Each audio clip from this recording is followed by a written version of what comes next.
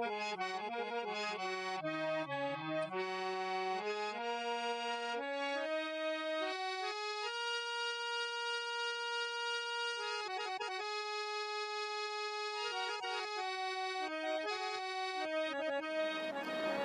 महाकाल जी की दोस्तों, आज फिर से चर्चा करने जा रहे हैं तुला लगन की, जिसके स्वामी होते हैं शुक्रदेव जी और इनका रत्न होता है डायमंड। और डायमंड किस किस भाव में धारण करें, किस भाव में धारण ना करें, वो आज फिर से बताने जा रहा हूँ। और इसके साथ कौन कौन से रत्न धारण करने हैं वो भी आज आपको बताने जा रहा हूँ। तो सबसे पहले आपको लग्नेश का ही रत्न बता दूँ। शुक्रदेव जी यदि आपके लगन में विराजमान हो, यहाँ आप डायमंड धारण कर सकते हैं। और शुक्रदेव जी यदि आपके दूसरे स्थान में विराजमान हो, यहाँ भी डायमंड धारण कर सकते हैं। और शुक्रदेव जी यदि आपके तीसरे स्थान पर विराजमान हो, यहाँ रत्न धारण ना करें शुक्रदेव जी का।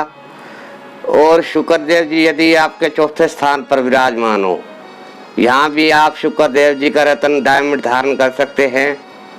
और शुक्रदेव जी यदि आपके पंचम स्थान में विराजमान हो, यहाँ भी आप शुक्रदेव जी का रत्न धारण कर सकते हैं। और शुक्रदेव जी यदि आपके छठे भाव में विराजमान हो, यहाँ शुक्रदेव जी का रत्न धारण ना करें।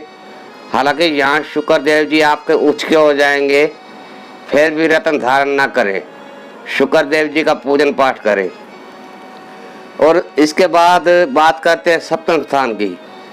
यदि आपके शुक्रदेव सप्तम स्थान पर विराजमान हो, तो आप यहाँ भी शुक्रदेव जी का रत्न डायमंड धारण कर सकते हैं। और शुक्रदेव जी यदि आपके अष्टम स्थान पर विराजमान हो, यहाँ भी आप शुक्रदेव जी का रत्न धारण ना करें। और शुक्रदेव जी यदि आपके भाग्य भाव में विराजमान हो, यहाँ भी आप शुक्रदेव जी का रत्न डायमंड धारण कर सकते हैं। शुक्रदेव जी यदि दसम भाव में विराजमान हो, यहाँ भी आप शुक्रदेव जी का रत्न धारण कर सकते हैं। और शुक्रदेव जी यदि एकादश भाव में विराजमान हो, यहाँ भी आप शुक्रदेव जी का रत्न धारण कर सकते हैं। और शुक्रदेव जी यदि आपके द्वादश भाव में विराजमान हो, यहाँ शुक्रदेव नीच के हो जाएंगे, यहाँ भी शुक्रदेव जी का रत्न धारण ना करें। और इसके अलावा शुक्रदेव जी के रत्न में पहले भी बता चुका हूँ, डायमंड के उपरत्न भी होते हैं, जैसे ओपल, जरकन, हकीक, सफ़ेद हकीक, माला। इनमें से कुछ भी आप अपने बजट के अनुसार धारण कर सकते हैं। और इसके बाद बात करते हैं पंचम स्थान की। पंचमेश यानी पंचमेश के स्वामी हैं शनिदेव जी। और शनिदेव जी का रत्न होता है नीलम। और तुला लगन में नीलम किस किस भाव में धारण करें, वो आज आपको बताने जा रहा हूँ। यदि शनिदेव जी आपके लगन में विराजमान हो, यहाँ आपके शनिदेव जी उच्च के हो जाएंगे, यहाँ आप शनिदेव जी का रत्न नीलम धारण कर सकते हैं।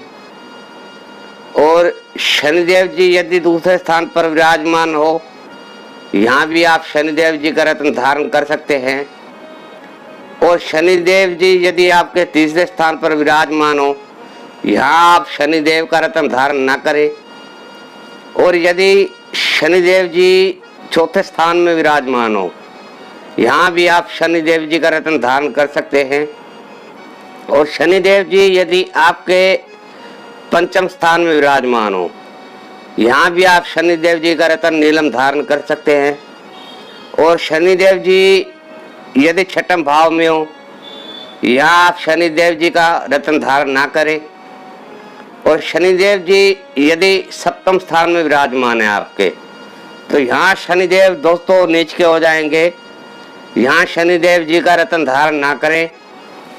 और शनिदेव जी यदि अष्टम स्थान पर विराजमान हो, यहाँ आप शनिदेव जी का रत्न धारण ना करें। और शनिदेव जी नवम भाव में यानी भाग्य भाव में विराजमान हो तो यहाँ आप शनिदेव जी का रत्न धारण कर सकते हैं। और शनिदेव जी आपके दसम भाव में विराजमान हो, यहाँ भी दोस्तों आप शनिदेव जी का रत्न नीलम धारण कर सकते हैं। और शनिदेव जी यदि आपके एकादश भाव में विराजमान हो, यहाँ भी आप शनिदेव जी का रत्न धारण कर सकते हैं। और शनिदेव जी यदि द्वादश भाव में विराजमान हो, यहाँ आप शनिदेव जी का रत्न धारण ना करें। तो शनिदेव जी के रत्न नीलम के अलावा पहले भी मैं आपको बता चुका हूँ, इसके ऊपर रत्न भी होते हैं, नीली होती है, लाजवर्त होता है, जामुनिया होती है। इनमें से भी आप कोई सा भी रत्न धारण कर सकते हैं।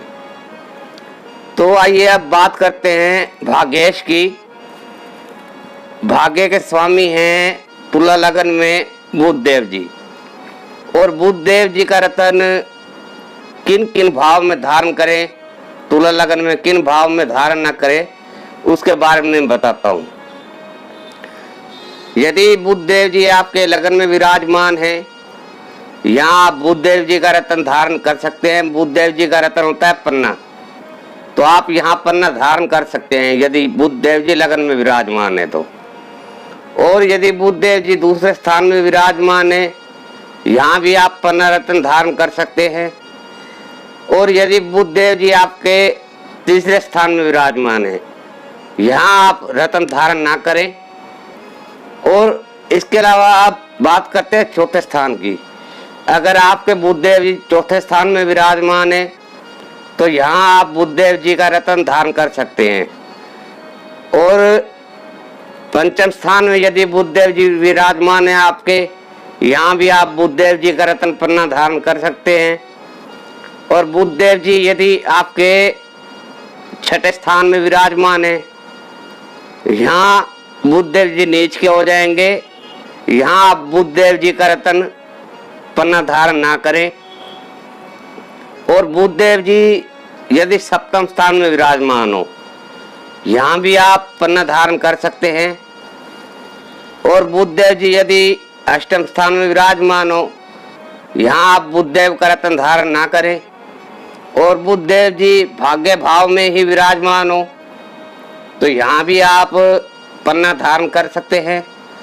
और यदि बुध देव जी आपके दसम भाव में विराजमान हो, यहाँ भी आप पन्ना धारण कर सकते हैं। और यदि बुध देव जी आपके एकादश भाव में विराजमान हो, यहाँ भी आप पन्ना धारण कर सकते हैं। बुध देव जी यदि आपके 12वें स्थान में विराजमान हो, द्वादश भाव में विराजमान का रत्न भी धारण ना करें। यहाँ बुध देव हालांकि उच्च के हो जाएंगे, फिर भी बुध देव का रत्न पन्ना धारण ना करें। दोस्तों ये तो होगी त्रिकोण के रत्नों की बात। अब आपको एक रत्न और बताने जा रहा हूं, दसम भाव का रत्न। दसम भाव के स्वामी हैं चंद्रदेव जी। तो अगर तुला लगन में कभी भी आपके चंद्र की महादशा आती है तो आप कोई और रत्न धारण ना करें। उस महादशा के अंदर आप सिर्फ मोती धारण करें। चंद्र की महादशा में तो आपको मोती से भी काफी लाभ मिलेगा। तो आइए जानते हैं किन किन भाव में वो रत्न धारण करें, किन भाव में ना करें। अगर आपके चंद्रदेव जी लगन में विराजमान है तो आप मोती धारण कर सकते हैं। यदि चंद्रदेव जी आपके दूसरे स्थान में विराजमान है, यहाँ आप मोती धारण ना करें। यहाँ आपके चंद्रदेव जी नीच के हो जाएंगे। और चंद्रदेव जी यदि आपके तीसरे स्थान में विराजमान है, यहाँ भी मोती धारण ना करें। और चंद्रदेव जी आपके चौथे स्थान में विराजमान है, यहाँ आप मोती धारण कर सकते हैं। और चंद्रदेव जी यदि पंचम स्थान में विराजमान है आपके, यहाँ भी आप मोती धारण कर सकते हैं। और चंद्रदेव जी यदि आपके छठम भाव में हैं, यहाँ भी आप मोती धारण कर सकते हैं। और चंद्रदेव जी यदि आपके सप्तम स्थान में विराजमान है, यहाँ भी आप मोती धारण कर सकते हैं। और चंद्रदेव जी यदि अष्टम स्थान में है, यहाँ आप मोती धारण ना करें, हालांकि यहाँ चंद्रदेव जी उच्च के हो जाएंगे, पर फिर भी अष्टम भाव का मोती धारण ना करें। तो अब बात करते हैं दोस्तों नवम भाव की, भाग्य भाव की। अगर भाग्य भाव में आपके चंद्रदेव जी विराजमान है, यहाँ भी आप मोती धारण कर सकते हैं। चंद्रदेव जी दसम भाव में अपनी ही राशि में विराजमान है, यहाँ भी आप चंद्रदेव जी का रत्न मोती धारण कर सकते हैं। और चंद्रदेव जी यदि एकादश भाव में विराजमान है, यहाँ भी आप चंद्रदेव जी का रत्न मोती धारण कर सकते हैं। और चंद्रदेव जी यदि आपके द्वादश भाव में विराजमान है, यहाँ आप मोती धारण ना करें। तो दोस्तों ये तो होगी रत्नों की बात। इसके अलावा 4 रत्न बताए हैं मैंने।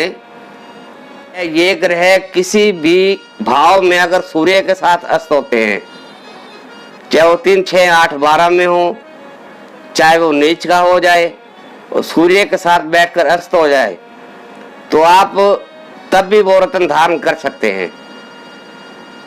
और सबसे अहम बात ये है, जो मैं अपने हर वीडियो में कहता हूँ, दोबारा फिर भी कह रहा हूँ, कोई भी रत्न चार्ट को देखकर धारण ना करें या मेरे वीडियो को देख के धारण ना करें।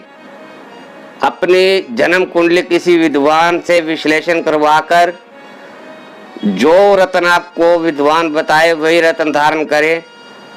क्योंकि रत्न मैंने तो चार्ट और लगन के अनुसार त्रिकोण के रत्न भी बता दिए और समग्रह का रत्न भी बता दिया, परंतु कई बार रत्न नहीं भी धारण करने होते, ग्रह वैसे ही पावरफुल होता है, तब रत्न नुकसान दे सकते हैं। और अस्त पोजीशन क्या होती है ग्रह की? जब सूर्य के साथ कोई भी ग्रह बैठ जाता है तो वो अस्त हो जाता है अपनी डिग्री के अनुसार। और जब वो ग्रह अस्त हो जाता है तो वो अपने पूर्ण फल नहीं दे पाता। उसका कारण ये होता है ग्रह अंधा हो जाता है एक किस्म से। तो कोई भी आप सोचिए, अंधा इंसान किसी की कोई मदद नहीं कर सकेगा। तो इसलिए उस ग्रह का रत्न डलवाया जाता है, अस्त ग्रह का रत्न डलवाया जाता है, ताकि उसको बल दे सके और वो अपने अच्छे फल आपको प्रदान करने में सक्षम हो सके। जय महाकाल जी की।